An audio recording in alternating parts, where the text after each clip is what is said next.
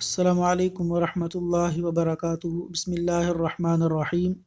شیطانی وسوسے آئیں تو یہ پڑھیں۔ صحیح بخاری حدیث نمبر 6866۔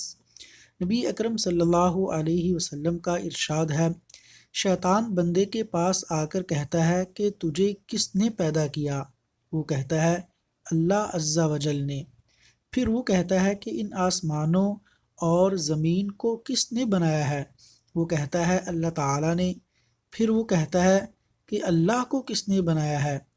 جب کوئی شخص اس قسم کی وسواسی کیفیت کو محسوس کرے تو فوراً 3 مرتبہ یہ کہے، آمنت باللہ ورسولہ، آمنت باللہ ورسولہ۔ ترجمہ، میں اللہ اور اس کے رسول صلی اللہ علیہ وسلم پر ایمان لایا۔